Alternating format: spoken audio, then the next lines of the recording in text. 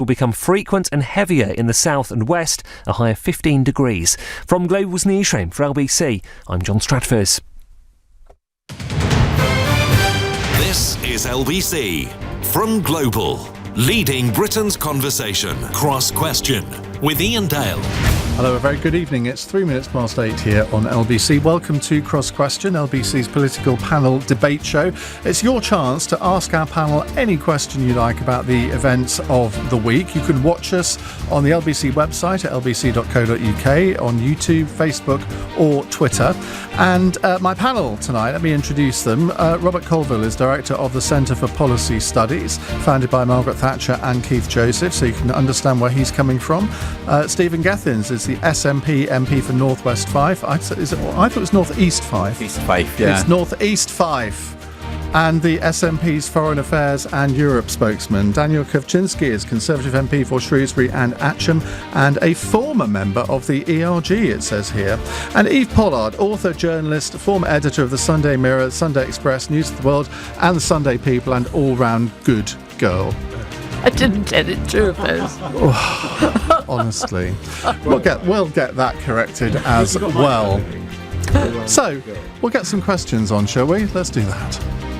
Call 0345 6060 973. Tweet at LBC. Text 84850. Cross Question with Iain Dale on LBC. Right, let's kick off with the first question. Linda is in Trafford. Hello, Linda. Hello, Iain. Thanks for taking my call. I'd just like to ask the panel whether they think the pursuit of Brexit is worth the possible breakup of the United Kingdom. And if that looks likely, should we not have another referendum? Because it is really concerning if our country breaks up. Why do you think it would necessarily break up after Brexit? Because it looks as though Northern Ireland are going to have a special kind of border customs union treatment, which obviously will upset Scotland, which is understandable. And that could lead to a second Scottish referendum. And although I understand the need for Scotland to have a second referendum, I would hate it to be because we are leaving Europe. I would rather them have a referendum while we're members of Europe. OK, well, the SNP have just had their conference. I'm sure this was a matter of discussion there. Stephen Gethins? I think it's a fair question. Brexit changes everything. We all know that. You know, whether you're a Remainer or a Leaver, things can't go back to being the way they were. I'd say there's a positive here, that there's clearly a divergence in different parts of the United Kingdom. The United Kingdom is not a unilateral state, it's a multinational state. And I think that if England and Wales want to leave the EU, and I hope they don't, I sincerely hope they don't, then actually I think Scotland can remain a member state and can act as a bridge and try and rebuild those connections and links between London and Brussels. England and Wales will remain our most important bilateral relationship, but the EU is the most important multilateral organisation we can be a part of. And I think we can rebuild. That'll be good for Scotland in terms of bringing in business, but I think it'll be good for everybody in these islands. What about the Northern Ireland issue? I think that's one. We don't know what's going to happen tonight, but we expressed our concern that we'll be putting businesses in Scotland at a competitive disadvantage to those in Northern Ireland. Now, I want to see businesses in Northern Ireland thrive, but I'd like to see them on a level playing field with those in Scotland, and that's why I thought we should remain in the single market and the customs union. The British government's already warned us that is the least worst of all the Brexit deals. So it's not something I cannot vote to put Scottish companies at a competitive disadvantage, and you wouldn't expect anything less of me. Rob Colville. Well, I mean, I think Northern Ireland has always had a special status. I mean, it's always the history of the island is bitterly contested. I mean, one of the reasons that I originally voted was Remain was because I was worried about the impacts on the union. That said, you know, Northern Ireland is also one of the poorest parts of the UK, and any competitive advantage it can get is probably quite useful. I do think. As well, I don't think the traffic is going to be all one way in this. I mean, I appreciate that the SNP, because of Brexit, to be honest, every single thing that happens to the SNP is a cause for, a new referendum and to re-examine the relationship. I mean, that's literally the purpose of the party's existence. But the not entirely true. And also, when you talk about the level playing field with Northern Ireland and them getting, I don't want to see them getting a competitive disadvantage, but I'd like to see them all. And you're conceding the point that being in the single market and the customs union is therefore a good thing. So why don't we all stay then? But I think, I'm galactically unsure how this kind of idea of being a bridge would work. I mean, does this mean that you kind of use half euros, half pounds? I mean, I think if you've seen, no, I mean, there is that's not the point. There is a counterfactual here that yes, obviously Brexit, the Scots voted to remain, and by the way, not in kind of like 80-20 territory. There were a substantial number of Scots who actually supported Brexit, but I think there's an issue where seeing how complicated and how traumatic it's been to tear Britain apart from the European Union, which has only been a member of for a fraction of the amount of time that the bonds there are so much less than the bonds between Scotland and the rest of the Union. Eve Pollard, do you think that Brexit will necessarily lead to the breakup of the United Kingdom? And would you care if it did? Well, I think it's a pity, but I do think one of the things that's happened over Brexit is the sort of disenchantment with life that you see in Britain today, certainly on TV and with politicians. And you certainly knew that Nicola Sturgeon was going to come back and have another go at a referendum. And the first chance she gets, last week, she says, we're definitely going to a referendum. It'll be very interesting if the Scots have changed their views since last time. But there is the feeling, I think, that we've got very clearly, that London is the centre. London is everything in the UK. That's what people outside feel, that we've got the best of everything. And I think if we let Scotland have a go on their own, perhaps they would feel that Edinburgh is the centre and things could only get better for them. I mean, there is this feeling that everything does happen. Parliament happens in London, best theatre, best restaurants, used to be highest property. That's the going, same I in agree. any capital city, isn't it? Yes, but other capital Apart from cities like Canberra. in America, you've got New York and Washington and now Los Angeles and San Francisco. Here we just have London, and I think maybe people would feel better if they had a go. If only Andy Byrne or Andy Street were in this studio now, I think they might contest or that. the Provost of Edinburgh, or Glasgow, indeed, to be indeed. fair. Okay, Daniel Kawczynski. Well, I speak as the first ever Polish-born British Member of Parliament, so of course I understand the tensions that exist in Poland, and there are various regions of Poland that want to break away, particularly in Silesia. And of course, every country that has a disparate population with different regional tensions and priorities, of course, they are trying to keep the state together.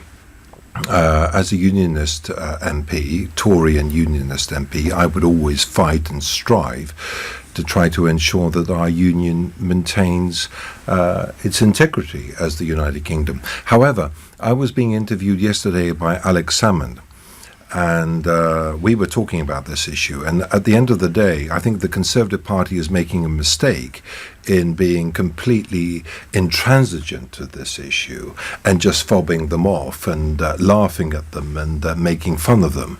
I think what our policy ought to be is to demonstrate to the Scottish voters that it is in their interest to remain in the United Kingdom, and that they will be better off remaining in the United Kingdom outside of the European Union rather than ultimately seeking independence and being a member of the European Union with the Euro and all the rest of it. Do you not think that Brexit makes a breakup of the UK more likely?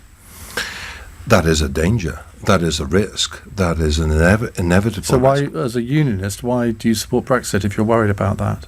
Because, we joined the European Economic Community on the day I was born, the 24th of January 1972, and we have seen over the last 47 years a systematic move towards the creation of a supranational state. If the direction of travel and the trajectory is the same over the next 50 years as we have experienced over the last 47 years, we are rapidly moving towards a supranational state.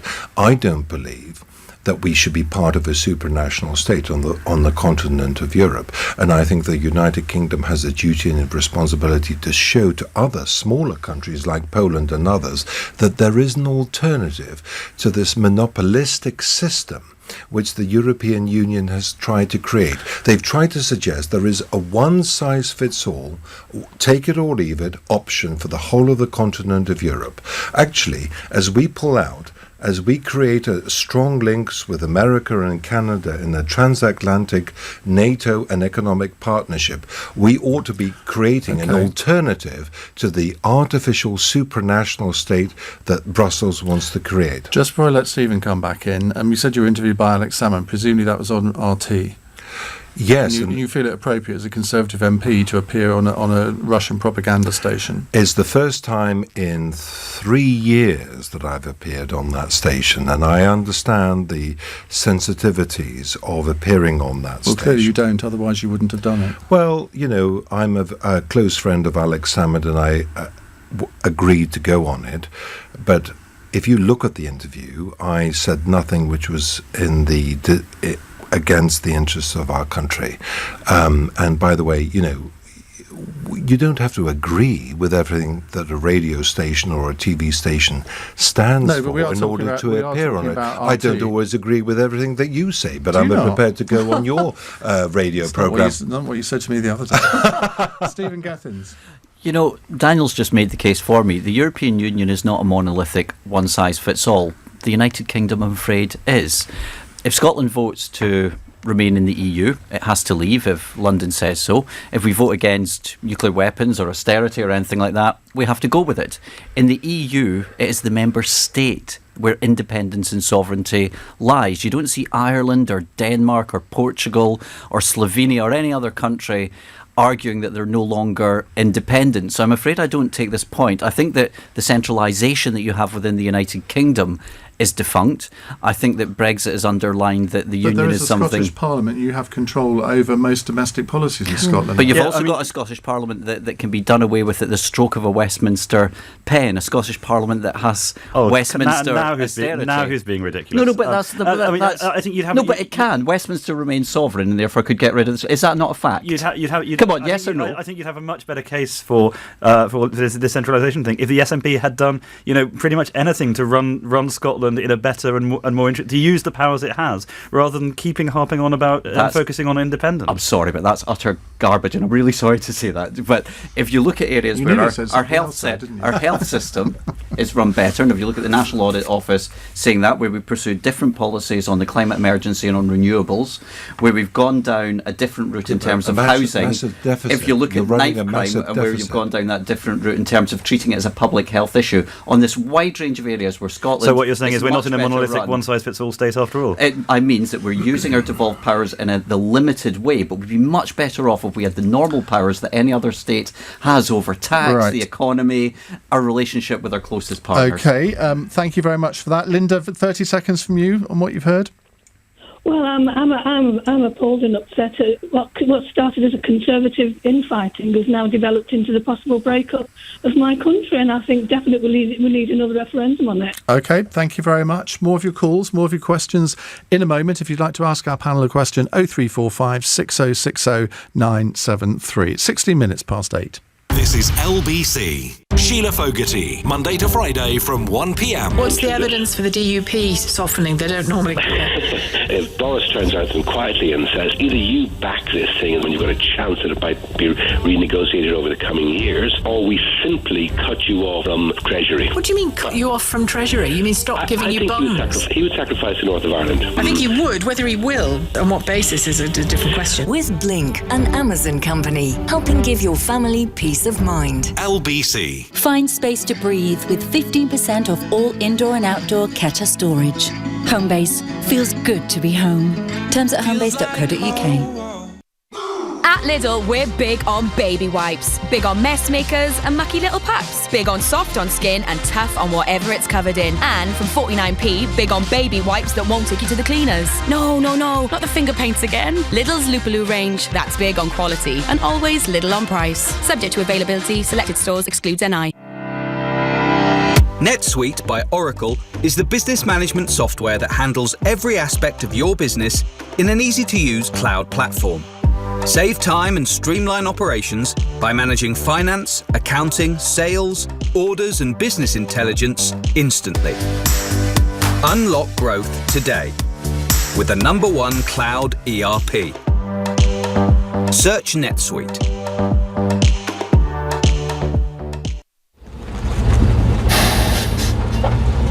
My lorry's already delivering on the low emission zone's tougher standards that come into effect across Greater London from the 26th of October 2020 to help clean up our toxic air. Diesel engine heavy lorries, buses, coaches, motorised caravans, horse boxes and other specialist heavy vehicles all need to meet the low emission zone's new Euro 6 standard. Make sure you're on board with these changes, like me.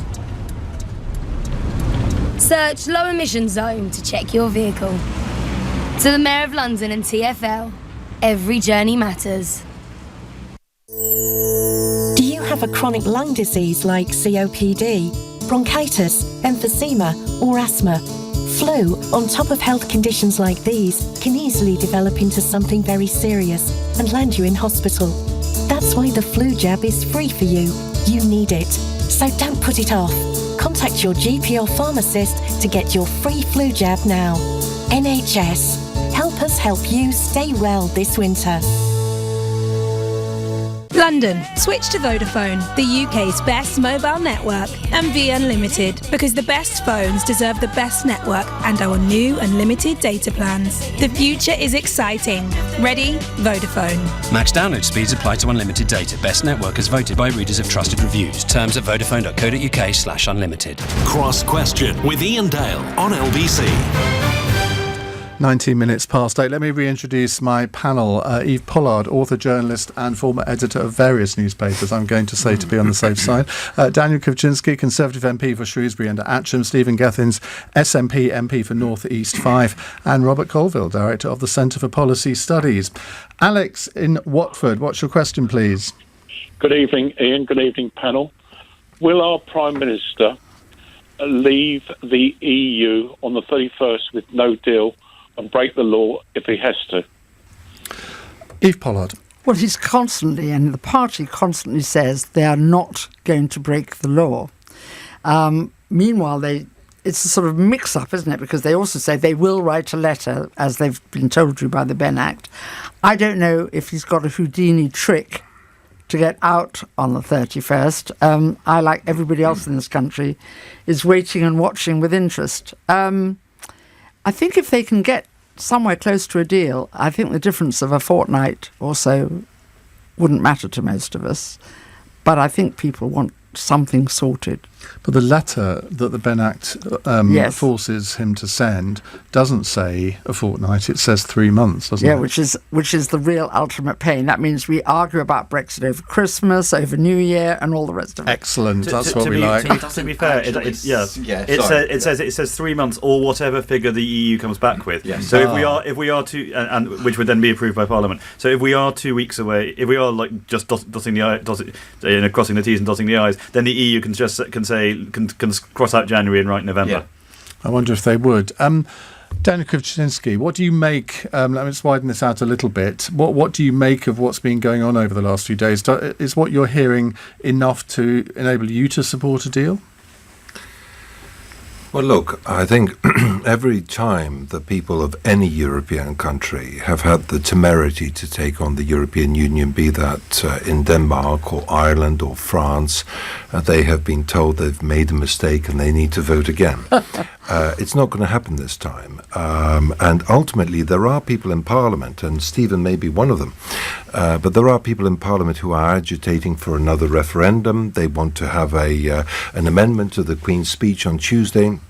And they want to ensure that the United Kingdom follows the path of all the other European countries that have had the temerity to take on the European Union, and that ultimately we have a vote again in order to overturn that previous result. It's just simply not going to happen. And I think people like me are getting our views rather more entrenched. We have to leave. And it's not just about us. It's when we leave, we have to form an alternative platform for the continent of Europe. Well, fair enough. Which is one predicated on free You're not answering trade. the question. Okay. Do you think that we will leave on the 31st of October without a deal, and will Boris break the law if he has to? Well, I met with 4 barristers in my office in the House of Commons last week to look at the loopholes of the Ben Act, and they think that we have a case in the High Court. I spoke to number 10 Downing Street, and they've asked me not to pursue that independent independent private action against the Benn Act. I think they have something up their sleeve. I think that there is something that the number 10 has which will guarantee and ensure that we leave on the 31st of October, deal or no deal. If the Prime Minister allows another delay, then his credibility will inevitably be damaged. And we saw what happened to the Conservative Party under Theresa May when she said, I think, you have to correct me if I'm wrong, but I think she said on the 123 occasions on the floor of the House that we were leaving in March. We didn't. What did then happen? We had 8% in the European Union elections. On Saturday, presumably there'll be a vote. Will you be voting with Boris Johnson? Of course I will. And my association, and you will know this because you stood for Parliament, you will know what a Conservative Party local association is like. Overwhelmingly, all of my councillors, and half of them voted Remain, half of them voted for Brexit, but all of my councillors want me to support the deal. My association chairman and president, local Shropshire NFU, they have had enough. They want to get a deal across the line. And by the way, the other thing is, and this is the most important thing I want to say, the biggest exporters from my constituency of Shrewsbury to the European Union, and the biggest exporter is Salop Design and Engineering, massive manufacturing exports to the European Union. The managing director of that company says to me, the greatest threat for my company is actually the uncertainty. The indecision and the uncertainty is what is damaging us, and deal or no deal, we expect you to make a decision. And that's important, isn't it, Stephen Gethins, to make a decision? How do you... the SNP consistently opposed Theresa May's deal. Yeah. You've been at the forefront of the argument that no deal is the worst possible outcome and it will jeopardise jobs and all the rest of it. And yet you're going to vote against... the government on Saturday, regardless of what they bring back. Yeah, look, fundamentally we want to remain in the European Union, so cards on the table, you know, and Daniel talks about places like Ireland and elsewhere where support for the EU stands at about 92% at the moment, remarkably, because we're so much better off being part. There's no better deal than being in the EU. Secondly, there's this. 3 years ago, we offered the UK government a compromise to leave the European Union but remain in the single market and the customs union, because there was only ever one question: do you want to be in or out of the EU on the ballot paper? And they didn't even engage with that.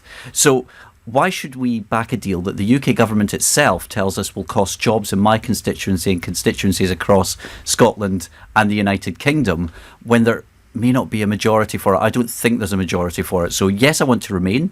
Yes, we should have that second EU referendum. But this UK government have not engaged with us. And look, Iain, if this is a little bit embarrassing for Boris Johnson, that's not my problem. My problem is getting the best possible outcome for my constituents. Is it? It's the fact that this just keeps going on. We've been talking about it for nearly 3.5 years now, and the economy so far, I think all over the United Kingdom, has been fairly resilient. But if this goes on for much longer, you can foresee the economy not being so resilient, where companies like Daniel's talked about may think, well, are we going to invest any more money while this uncertainty continues? On that, we know from a report came out, I think it was this week, or no, last week, it cost the economy £50 billion already, all of this. £50 billion with all of this Brexit nonsense. Secondly, and let's talk about our constituency, and Daniel's right to think about the people in his constituency. Biggest employer in my constituency is University of St Andrews. They do some fantastic research work, some medical breakthroughs. They rely and build up a network of contacts and partnerships through our EU membership with other European universities. It strengthens that research base and something that we all benefit from. That comes from relationships. No, it comes from an EU membership. It's done underneath that scope of the EU and the framework programmes that you'll know all about as well. Hundreds of millions of pounds coming in terms of research. Now, that's a critical... But I've spoken money in the first place. Yes, it is. And actually... And you're right. So when people talk about the 350 million, Daniel's right, it's a total myth because we get so much money back. And in Scotland and elsewhere in the UK, but in Scotland in particular, we have that strength in higher and further education and in our research institutions, and they are strengthened, and they all agree that they are strengthened by being able to cooperate and collaborate as part of the European Union. And Iain, that's just one little part that I'm talking about of our membership. Just finally, before I go to Rob, What do you say to the 33% of SNP voters who voted Brexit? Yes. I mean, you're letting them down, aren't you? Well, as well as the 17.4 million people throughout the United Kingdom. It must be extraordinary about. Well, I go for the majority vote in Scotland, and the majority vote was to remain in the EU. The majority vote in Scotland was to remain in the United Kingdom only 5 years ago. On the basis that we'd stay part of the European Union. And you've seen, and look at John Curtis's work recently when he's looked at the polls and the number of people, that shift towards independence. And you're seeing it, and your callers have picked up on that as well. But if I was a Leave voter, and I've said this to Leave voters, and there's some in my constituency, not majority, but I get out and about and speak to people and engage with them. And they don't always like the approach I'm taking, but I suspect there are lots of voters that don't like the approach Daniel takes. That's the way it is in a democracy. As hard as it may seem to believe. But there is frustration that there's been no plan. Okay. There's frustration that Boris Johnson proposed this 4 years ago and never had a clue how to deliver it. Let's bring in Rob Colville. I mentioned earlier that I voted to remain, but for me that changed on the morning of the 24th of June, 2016, when the country gave its politicians an instruction. Me too. And I think, so we did some polling recently, which was really, last year we polled people on a really basic question, which is, if you had a reason to contact your MP with any sort of problem, would you trust them to do the right thing by you? And we got really sort of frightening levels of not trust them at all. I think it was something like 40%. And then we went back and did this polling again, asked the same question, same organisation a year later, about a month or two after the Brexit extension, and that had increased very substantially. And among Leave voters, it had increased by an enormous amount. There is a basic corrosion of trust in politicians to represent the people, and on any level. And for me, that's a really, really powerful thing. And I think if we remain, it doesn't solve this. It guarantees. Maybe nothing solves this, but delivering Brexit, I think, is for me the clearest. And getting Brexit done, as I say, it's the best way to avoid that corrosion of trust in democracy. And I really struggle to imagine a scenario in which we have a second referendum, we vote to stay, and you don't end up with a massive, permanent, embittered millions of people who said our voice was simply ignored. Alex, answer your own question. Okay, Ian Blackford asked a question on Monday to Boris. Boris he would not respond. He bent over and did his shoelaces up, and Ian said, "That's right, Prime Minister, the way you're tying up the Conservative Party in knots." Okay, if that's your answer, that's good enough for me. More of your calls and questions to come. 0345 6060 973. You're listening to LBC's Cross Question. I'm Iain Dale. It's 8:30. News headlines with John Stratford. It's looking increasingly unlikely a Brexit deal will be agreed tonight ahead of tomorrow's crucial European Council summit. Government sources say talks will continue. Boris Johnson says there is a chance of securing a good agreement, but outstanding issues remain. He's been holding meetings with the DUP and Brexit-supporting Conservatives in the hope of securing their support. The Brexit Secretary Stephen Barclay has confirmed the Prime Minister will ask for an extension if no deal is in place by Saturday. The government has dropped plans to bring in age verification measures to prevent under-18s from viewing online pornography. They had been due to be introduced in April last year. The measures have been dogged by concerns they wouldn't work. LBC weather clear and chilly overnight with some showers in the west. Largely sunny tomorrow, but some frequent and heavy showers in the south and west, a high of 15 degrees. This is LBC. With state-of-the-art cabins, world-class entertainment and award-winning service, you'll arrive ready to make the most of what lies ahead. Cathay Pacific. Move beyond. Time is money. Or so money says. Well, money.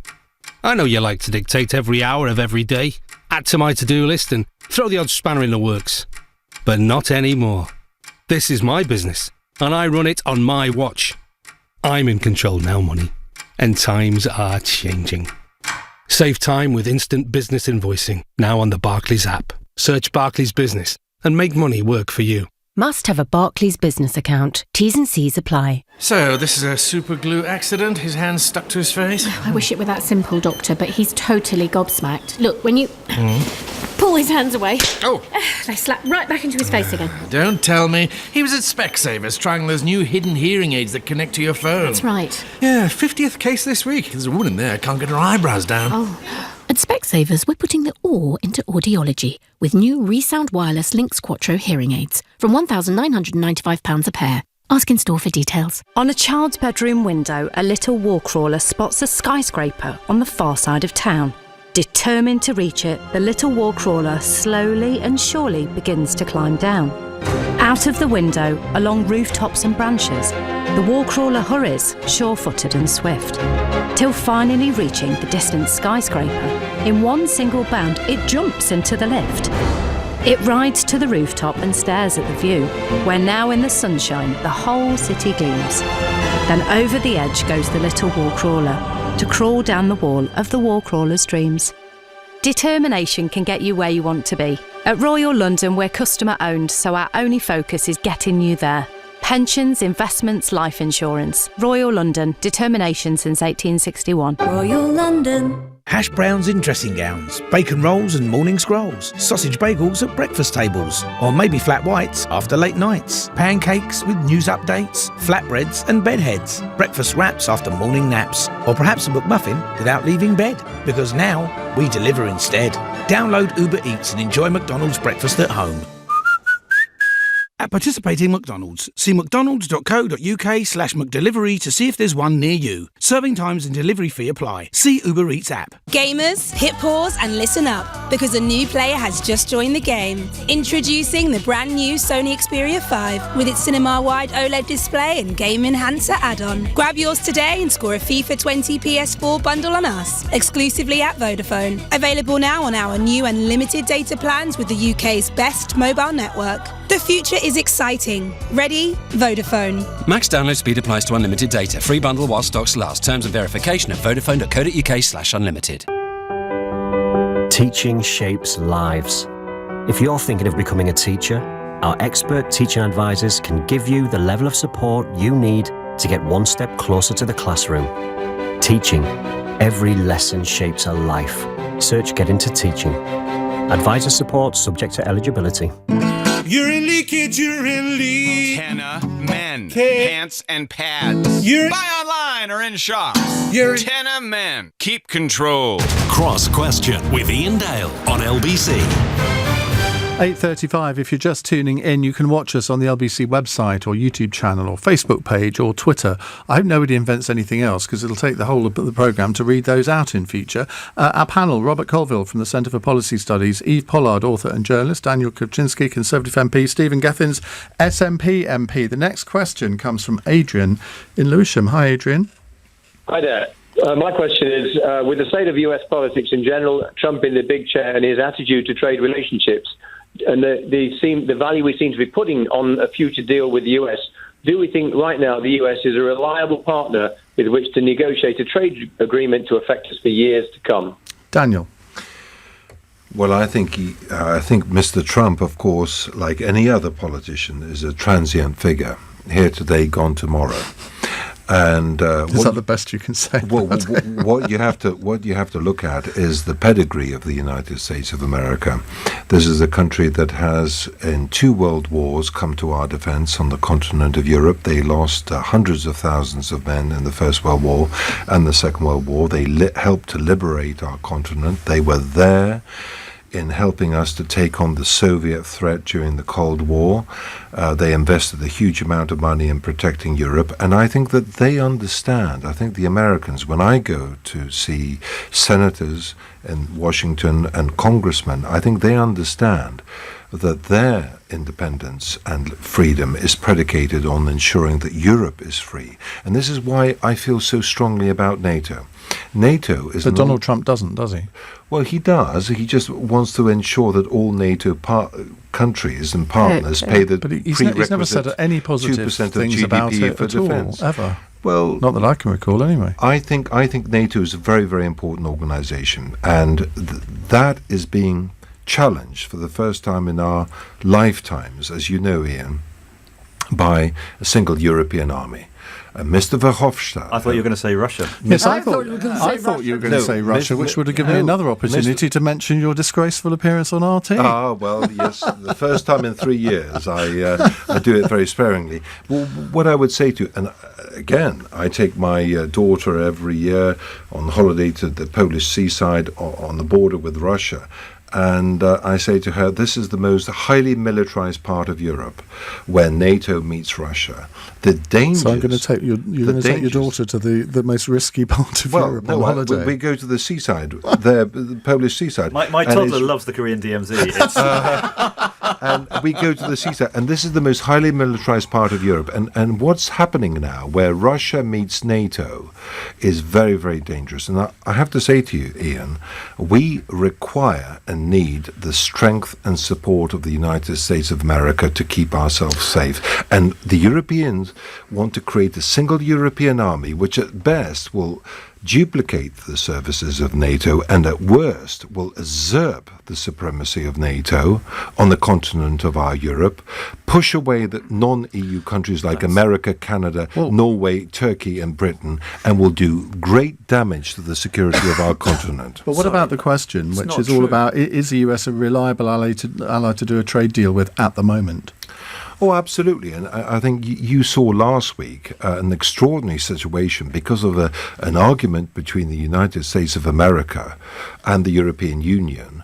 They are now going to be imposing tariffs on Scottish whisky because of an argument with the European Union. We and our Scottish whisky manufacturers are going to lose out because of greater tariffs imposed by the Americans as a punishment for the European Union. Can I pick up on this? Because first of all, the European army stuff is total guff, and it's something that was, that Vote Leave brought up. Secondly, it's nonsense on this. That's something that has been imposed by Trump's United States, and the British government that talks about a special relationship has done nothing. And we asked them about it, and they have done nothing. Thirdly on this, and it was your original question, Daniel's right. All politicians are transient, but our actions often are not. And the abandonment of the Kurds in the north of Syria this week has been heartbreaking. I'm sorry. We see there's a lot of stuff going on in the world which is difficult for us to deal with as politicians. It was heartbreaking.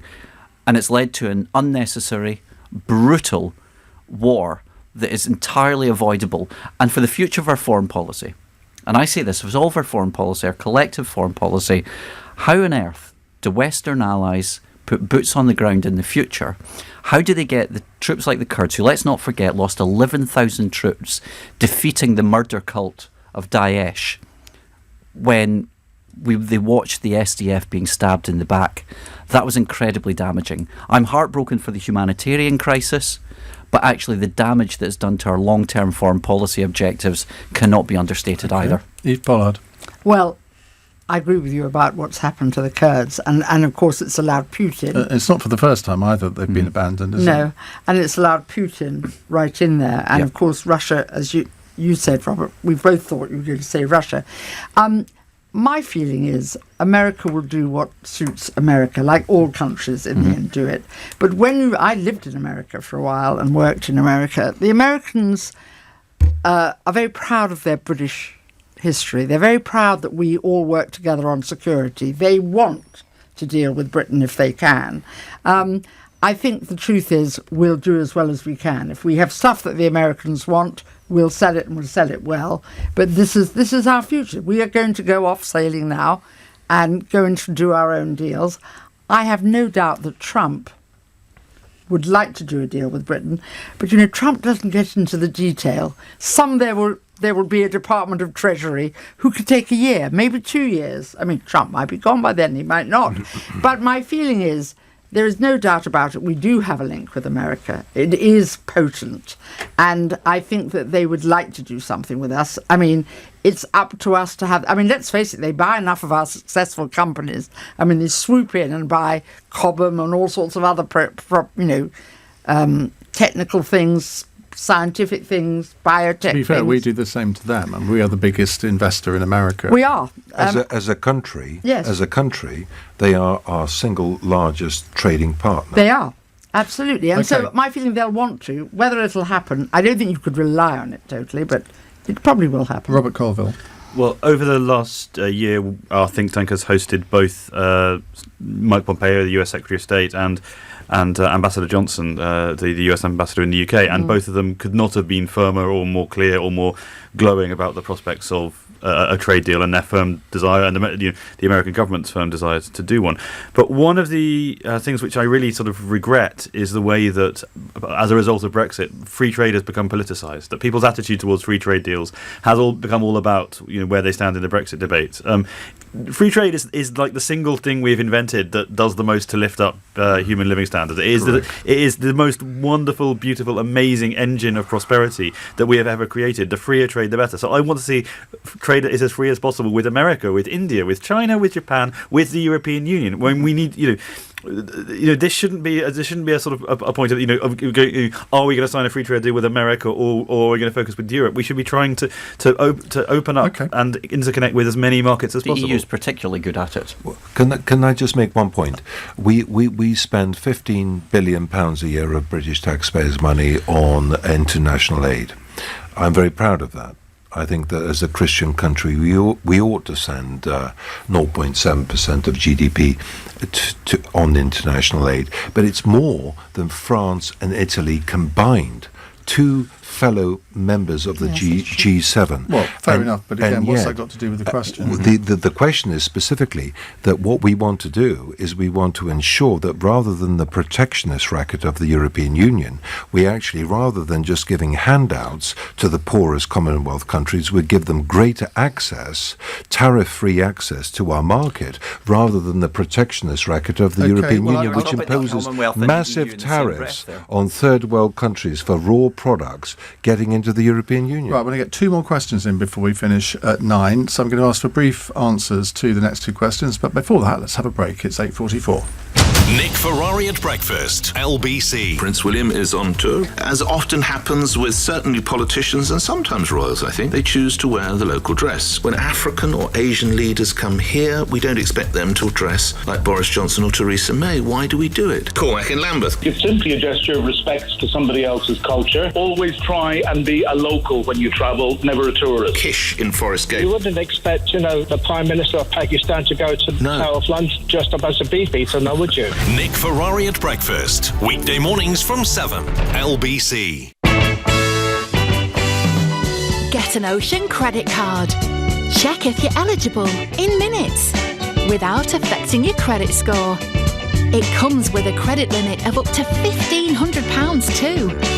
So get online and check for yourself at ocean.co.uk and get all that from Ocean. Intelligent Lending Limited is a credit broker. Capital One, the exclusive lender. Representative 39.9% APR variable. Looking for your perfect kitchen? Visit roomsense.co.uk. Quality at a price you can afford. That's Room Sense. Here at LNER, we love giving you more value. And we all love more, don't we? More sleep, more sun, more me time. So we've added our new Azuma trains with more seats and more great value fares. In fact, there are 3,773 more £29 single tickets every week on our Azuma trains between London and Leeds. Brilliant. Book direct to lner.co.uk, launching alongside existing LNER trains. For some, becoming a parent can be easy, but for many of us, it isn't quite so simple. Join us at the Fertility Show, with leading experts offering all the advice, support and information you need. The Fertility Show at Olympia, London, the 1st to the 3rd of November. For tickets, visit fertilityshow.co.uk. Decisions. Just pick your favourite. What about the silver one? You like that one? Yeah, but that blue one's a tasty little number. Great, let's grab it before somebody else does. The Volkswagen used car event from the 17th to the 31st of October. For a limited time, get 2 years warranty, 2 years MOT cover, 2 years roadside assistance and 2 services, all included on Solutions Personal Contract Plan at 8.9% APR representative. Pick your favourite before it's gone. Offer available on used Volkswagens aged between 90 days and 60 months only. Participating retailers, 18s and over, T's and C's apply. Subject to status, indemnities may be required. Volkswagen Financial Services. MOT cover is underwritten by UK General Insurance Limited. Visit volkswagen.co.uk. Swill Heating is on a myth-busting mission. It really isn't cheaper to leave your heating on all day. But there is lots of smart technology that can cut your heating bills. For specialist advice on innovative heating devices, visit swellheating.com. Rely on us to keep you warm. Fly with Cathay Pacific to over 70 destinations across Asia and Australia and move beyond the familiar. State-of-the-art cabins, world-class entertainment and award-winning service, making sure you arrive ready to make the most of whatever lies ahead. Whether it's the stunning coastlines of Sydney, the secluded waterfalls of Bali, or the baroque splendor of Manila, book now at cathaypacific.com. Cathay Pacific. Move beyond. Cross Question with Iain Dale on LBC. Call 0345 6060 973.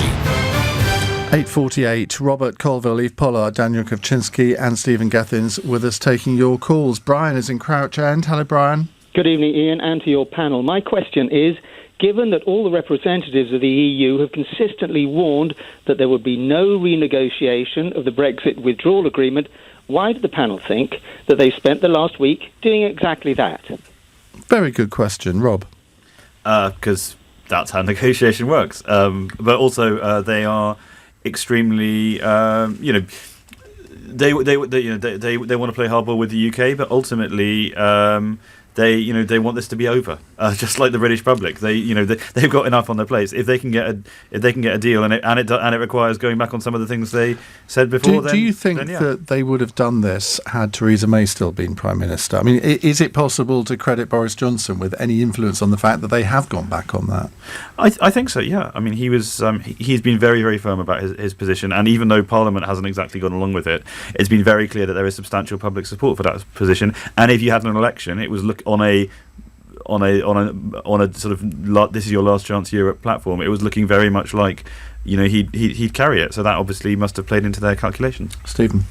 Well, let's see what deal comes out, because we don't know. The smoke signals. You're against it anyway. So. Yeah, but look, I mean, but why don't we answer the question that was asked? But I'll happily tell you that I'm against it. I'll happily tell you I'm against it. The smoke signals are telling us that it hasn't changed that much. But what we're also seeing is possibly that border down the Irish Sea that the DUP were against and now they're not against anymore. So the EU seem to have won this negotiation again. And it's really striking. Well, the deal has not really changed. I can't think of anything of any substance that appears to have changed. The backstop. Now, the fact that we're probably not committed to level playing field and having large swathes of our economy exactly mirror whatever the EU decides our laws should be. Well, wait a minute. But what about workers and environmental rights in all these different areas that we've been promised would remain? So I'm not sure that's entirely the case. Look, I want to remain. There is no better deal than the one that you have in the European Union. Therefore, anything else will be deficient. And the UK government itself has told us that. The UK government's own analysis tells us that. So that being the case, yes, I stand by what I said earlier on, but let's see when the deal comes out tomorrow. We haven't seen anything yet. And the UK government haven't even produced a legal text yet. Eve? My feeling is, as you say, things changed. We've been going at this for 3.5 years now. I mean, I've known people get married and have children get divorced in that time. I mean, it's taken forever. People change. Even the Europeans suddenly realised this guy's serious. I mean, without any doubt, Boris has made it very clear from day one, we're in it to get out. Because that's how the referendum fell. I mean, that's how it did. I mean, it was democratic. Nobody was forced at gunshot to say, I want to leave. Whether we agree with it or not, and I'm not sure about it at all, I think we might have a very hard time for a bit. I think the average bloke that you see in your cab or wherever says, I want to go. I've had enough. And I think you've got to listen to those people who voted. You can't ignore them. Eve, you have a fan. Maria in Nottingham has texted, Ian, I just have to say I love Eve Pollard. Yeah. I'm 51 and remember her particularly in the 80s and 90s as a strong woman and role model and, of course, always glamorous. Please tell her. Quite right. Tell her she can move in and the tenor's in the post. Daniel. What was the question? The question was why have the EU decided that they will renegotiate the withdrawal agreement? Why have they U-turned on that? Yes, of course. I mean, interestingly, and I wish you could air this on your radio programme, but Monsieur Verhofstadt made lovely hair. made a statement in the European Parliament, which is now when we get rid of the British, when we get rid of them, we can get back to basics and create what we always wanted to do, which is a supranational state. No opt-outs, none of these difficulties of opt-outs. We want to create a supranational state. So, of course, there will be people like Mr. Verhofstadt, He's only one MEP, who are actually, and his acolytes, who are actually looking forward to us leaving, because we have always been the pebble in the shoe. We've been the naughty, recalcitrant schoolboy. We've been making it difficult for them. And of course, they want to create this vision of a supranational state with one currency, and there are 19 European countries with the euro. The other 8 are contractually obliged to join because they've signed up to that. Not Sweden and Denmark. No, there's only one country with an opt-out when we pull out, as you know, Stephen, Denmark. There's only one country with an opt-out. The other 8... Sweden have no plans to join. Sweden...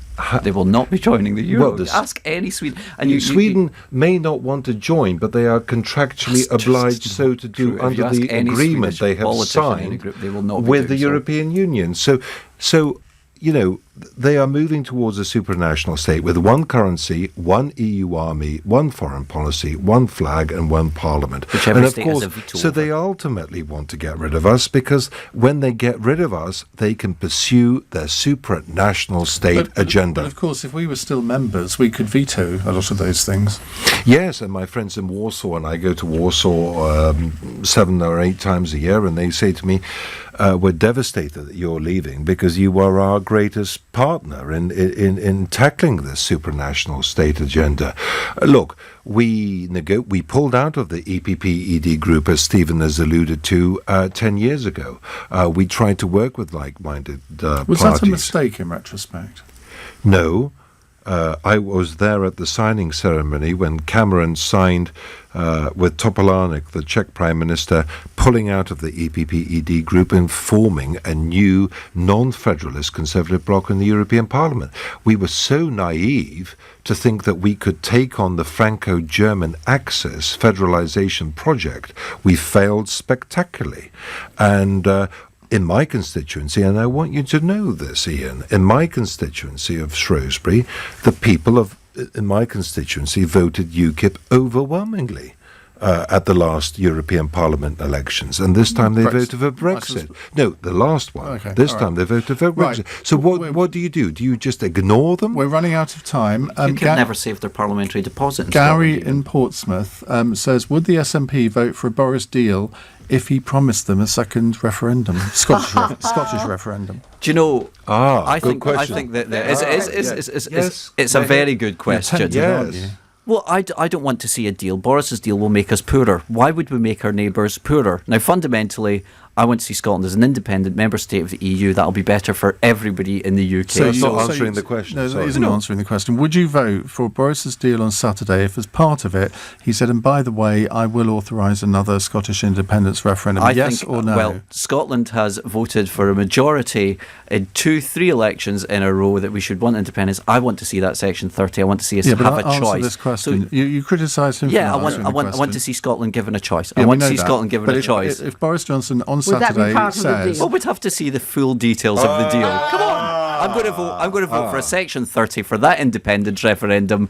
Yes, I am. Right. But I'm not. I can't see voting for that awful deal. No Final text question. Brace yourselves. Sally in Mitcham. John Bartley, the co-leader of the Green Party, was arrested today for taking part in the Extinction Rebellion protests in London. Is there anything the panel believe in so strongly that they wouldn't mind getting arrested for? Yes, I will answer that. I'm very proud that on November the 9th, I'm having a civil partnership in the House of Commons. Oh, yeah. Well, congratulations. With my long-term Brazilian partner of 9 years. And I feel very, very passionately about that because I was born in a very homophobic country, Poland, in communist times, where the Roman Catholic Church and the communist state tried to explain to you that if you were homosexual, you were a deviant, and that you would be punished, and that you would spend you would go to hell for being homosexual. Even though communists don't believe in hell. Even though communists don't believe in hell, you would go to hell. Listen, and so I would fight for the right for young people. I would die for the right of young people to know and to be confident in their sexuality, and not to be threatened or punished or blackmailed about their sexuality. Well, yes. And congratulations for your forthcoming event. Eve Pollard. I would fight, I think, against anti-Semitism. That's why I can't support Jeremy Corbyn, because all my grandparents died in the Holocaust. And it starts in a gentle way, and then, as we see, it works up. I also feel that women still don't get the right breaks in life, but we've conquered quite a few, so we just have to carry on in a private way. Rob? I thought what Daniel said was beautiful, and I can't really add that much to it. I mean, I hope if it came to it, I'd have the courage of my convictions if something like that happened. Also, I suspect if Jeremy Corbyn gets in, I'll probably be first up against the wall. So, Stephen? Well, congratulations to Daniel. I think climate change is a pretty good one to get arrested for. But actually, if you look through the ages, so much progress has been made by people that want to go that little bit further peacefully to make the world a better place. You know, protesting and demonstrating is no bad thing sometimes if it's done in a peaceful way, and aren't we lucky we can do it. And you know, well done to the people who've gone out. I went out with 1,500 school children and students in St Andrews, 1,500 who were demonstrating against climate change, and I was proud to be with them that day. I thought you were going to say you'd die for Scottish independence. But, it's all about making the world a better place, so isn't it, Ian? It's all about making the world a better place. Well, on that Ian, positive and optimistic. Yeah, what about you, Ian? Yeah. What would I die in a ditch for? Another hour of this programme? When they tell me that I've done my last programme, I'll chain myself to the studio doors and refuse to leave. I think that would Ian, hundreds of people will be offering you jobs. You know that. Do you know that? I'm not sure that's I still think you ought to be a Tory MP, but anyway. Well, thank you very much. We were going to end on an optimistic note. You had to introduce this note of discord. Well, that ship has well and truly sailed. Robert Colville, Eve Pollard, Daniel Kawczynski, Stephen Gethins, thank you very much for joining us on Cross Question. By the way, if you'd like to catch up on the back catalogue of Cross Question, you can do that on the Cross Question podcast. This edition will be uploaded around 10 o'clock tonight. You're listening to LBC. I'm Iain Dale. It's 9 o'clock. On your radio, on Global Player, and Play LBC. leading Britain's conversation. This is LBC. From Global's newsroom at 9 o'clock, it's looking increasingly unlikely a Brexit deal breakthrough